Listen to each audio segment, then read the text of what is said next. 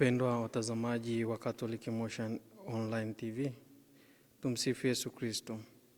Karibuni katika tafakari ya sherehe ya mwili na damu takatifu sana ya Bwana wetu Yesu Kristo. Masomo ya leo, somo la kwanza linatoka katika kitabu cha Kumbukumbu la Torati sura ya 8 aya ya 2 hadi ya 3 na aya ya 14 hadi ya 16a. Somo la pili natoka katika waraka wa kwanza Mtume Paulo kwa Wakorinto sura ya 10 aya 16 hadi ya 17. Na somo letu la Injili linatoka katika Injili ya Yohane sura ya 6 aya 51 hadi 58. Ujumbe unaotuongoza katika tafakari yetu siku ya leo ni Ekaristi Takatifu, uwepo hai wa Kristo na chakula cha uzima wa milele. Wapendwa, katika tafakari yetu katika sherehe hii ya mwili na damu ya Bwana wetu Yesu Kristo, inayojulikana pia kama Corpus Christi, leo kanisa takatifu linaadhimisha kwa furaha kubwa mojawapo ya mafumbo makuu ya imani yetu ya Kikatoliki, fumbo la Ekaristi Takatifu. Tunaadhimisha zawadi ya ajabu ambayo Yesu Kristo aliachia kanisa lake ili abaki nasi daima mpaka mwisho wa nyakati.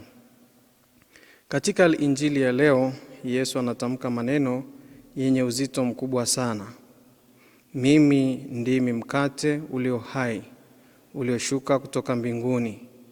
Mtu wa kila mkate huu ataishi milele. Na anaendelea kusema, aulaye mwili wangu na kunywa damu yangu anao uzima wa milele, nami nitamfufua siku ya mwisho. Maneno haya ndiyo msingi wa imani yetu kuhusu Ekaristi Takatifu. Yesu hakusema kwamba anatoa ishara ya mwili wake au mfano wa damu yake, bali alisema wazi kwamba mwili wake ni chakula cha kweli na damu yake ni kinywaji cha kweli. Ndio maana tangu enzi za mitume kanisa limeamini na kufundisha kwamba katika Ekaristi tunampokea Kristo mwenyewe aliye hai na mwenye utukufu. Katika somo la kwanza linatukumbusha safari ya Waisraeli jangwani. Musa anawakumbusha jinsi Mungu alivyowalisha mana kutoka mbinguni walipokuwa katika safari yao kuelekea nchi ya ahadi. Maana hiyo ilikuwa ishara ya zawadi kubwa zaidi ambayo Mungu angeitoa kwa wanadamu kupitia Yesu Kristo. Kama mana ilivyowapa nguvu wa Israeli kuvuka jangwa, vivyo hivyo Ekaristi hutupa nguvu za kiroho katika safari yetu kuelekea uzima wa milele.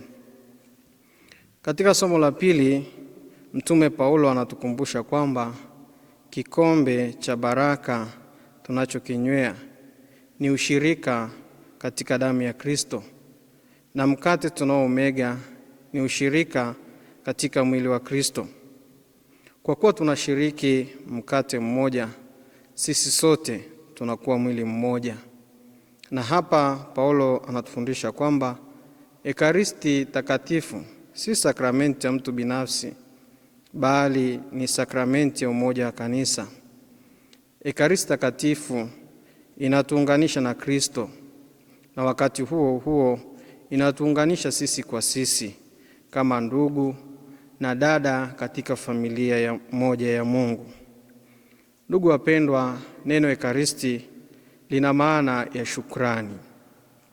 Lakini katika maisha ya kanisa, Ekaristi ni zaidi ya tendo la kutoa shukrani.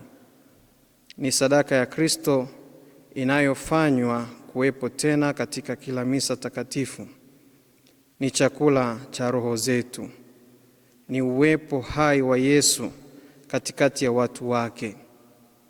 Ni chemchemi na kilele cha maisha ya Kikristo. Hata hivyo, katika nyakati zetu tunakutana na changamoto mbalimbali kuhusu uelewa wa Ekaristi. Wapo wanaoshindwa kuamini uwepo halisi wa Kristo katika sakramenti hii. Wengine wanaiona kama ishara tu. Wengine wameizoea kiasi cha kupoteza mshangao wa imani, hofu takatifu. Wengine ushiriki misa na kupokea komunyo bila maandalizi ya kutosha ya kiroho. Ndio maana leo kanisa linatualika kurudi kwenye imani ya kweli kuhusu Ekaristi. Tunaitwa kuamini kwamba Yesu yupo kweli na kikamilifu katika sakramenti hii takatifu. Yupo katika tabernako, yupo katika hostia takatifu, yupo katika kila adhimisho la misa takatifu. Huyu ndiye Yesu yule yule aliyezaliwa Betlehemu, aliyefundisha Galilaya, aliyeteswa na kufa msalabani na aliyefufuka kwa utukufu. Kwa sababu hiyo, Ekaristi inastahili heshima kubwa sana. Tunaitwa kuiheshimu kwa kushiriki misa kwa umakini na ibada, kwa kujiandaa vizuri kabla ya kupokea komunyo takatifu, kwa kutunza ukimya na heshima ndani ya nyumba ya Mungu, kwa kushiriki adoration, kuabudu Ekaristi takatifu na kuwa na ibada ya pekee kwa Yesu wa Ekaristi. Watakatifu wengi walituachia mfano mzuri wa upendo kwa Ekaristi takatifu. Mfano mmoja hapo ni Mtakatifu Thomas wa Aquino. Yeye aliandika nyimbo maarufu za Ekaristi kama Pange Lingua. Pia Mtakatifu Teresia wa Kalkuta alisisitiza kwamba nguvu za huduma yake kwa maskini aliyokuwa akiitenda zilipatikana katika Ekaristi takatifu. Alisema kuwa haiwezekani kumwona Yesu katika maskini kama hatujamwona kwanza katika Ekaristi takatifu. Mtakatifu Yohani Paulo wa Pili, yeye alikuwa na ibada ya kina sana kwa Ekaristi takatifu, na alifundisha kwamba kanisa linaishi kutokana na Ekaristi takatifu. Bila Ekaristi takatifu ndani ya kanisa, basi kwetu imani yetu isingekuwa na maana. Naye Mtakatifu Carlos Actus alisema maneno maarufu, Ekaristi takatifu ni barabara yangu ya kwenda mbinguni, mtakatifu tu wa hivi karibuni. Ndugu zangu wapendwa, heshima kubwa zaidi ya Ekaristi takatifu si kupiga tu magoti mbele yake pekee.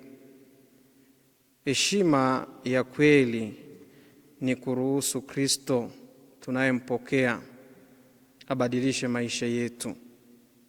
Hakuna maana ya kumpokea Yesu katika komunyo alafu tukatoka kanisani tukiendelea kuishi katika chuki, visasi, uongo, ufisadi na ukosefu wa haki miongoni mwetu.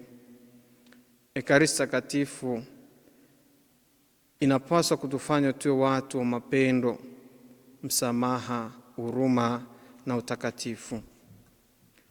Ndugu wapendwa, katika kuadhimisha sherehe hii ya mwili na damu takatifu sana Bwana wetu Yesu Kristo, moja ya alama muhimu ya sherehe yetu ya leo ni andamo la Ekaristi takatifu. Katika andamo hilo, padre hubeba hostia takatifu ndani ya monstrance na waamini humfuata kwa nyimbo, sala na ibada. Andamo hili ni ushuhuda wa hadharani wa imani yetu. Tunatangaza kwamba Yesu ni Bwana, ni Bwana wa familia zetu, mitaa yetu, shule zetu, sehemu zetu za kazi na maisha yetu yote. Tunapomtembeza Kristo katika mitaa yetu, tunaiweka jamii yetu chini ya ulinzi na baraka zake. Tunamwomba alete amani mahali palipo na migogoro, upendo mahali palipo na chuki, matumaini mahali palipo na kukata tamaa, na uponyaji mahali palipo na majeraha ya maisha. Wengi wetu hujiuliza kwa nini sherehe hii inaadhimishwa leo badala ya Alhamisi Kuu, ili hali Yesu alianzisha Ekaristi siku ya Alhamisi Kuu. Sababu ni kwamba Alhamisi Kuu imo ndani ya wiki takatifu, kipindi ambacho kanisa linaelekeza macho yake zaidi katika mateso na kifo cha Kristo. Hivyo kanisa likaweka sherehe hii maalum baada ya kipindi cha Pasaka, ambayo ni siku ya leo tunapoisherekea, ili waamini wote tuweze kutafakari na kushiriki kwa furaha na kwa kina zaidi fumbo la Ekaristi yenyewe. Leo tunapoadhimisha sherehe hii kuu, kila mmoja wetu anaalikwa kujiuliza maswali yafuatayo. Je, ninaamini kweli kwamba Yesu yupo katika Ekaristi takatifu? Je, ninashiriki misa takatifu kwa moyo wa ibada na umakini? Je, ninapata muda wa kumwabudu Yesu katika sakramenti takatifu? Je, maisha yangu yanaonesha Kristo ninayempokea katika komunyo? Wapendwa watazamaji wa Katoliki Moshi Online TV, dunia yetu ina njaa kubwa ya haki, amani, matumaini na upendo, lakini zaidi ya yote ina njaa ya Mungu. Njaa hiyo haiwezi kubadilishwa na mali, madaraka wala starehe za dunia. Yesu ndiye mkate wa uzima unaotosheleza kiu ya ndani kabisa ya moyo wa mwanadamu. Tuendelee kumpenda Yesu wa Ekaristi. Tuendelee kushiriki misa takatifu kwa uaminifu. Tuendelee kumwabudu kwa moyo wote, na tumwombe atupe neema ya kubaki ndani yake siku zote, ili siku moja tushiriki karamu ya milele mbinguni. Aliyewaletea tafakari hii katika sherehe ya mwili na damu takatifu sana ya Bwana wetu Yesu Kristo ni Padre Johnson Abu, mwalimu na mlezi seminari ya Mtakatifu Yakobo Mtume, Kilemachini.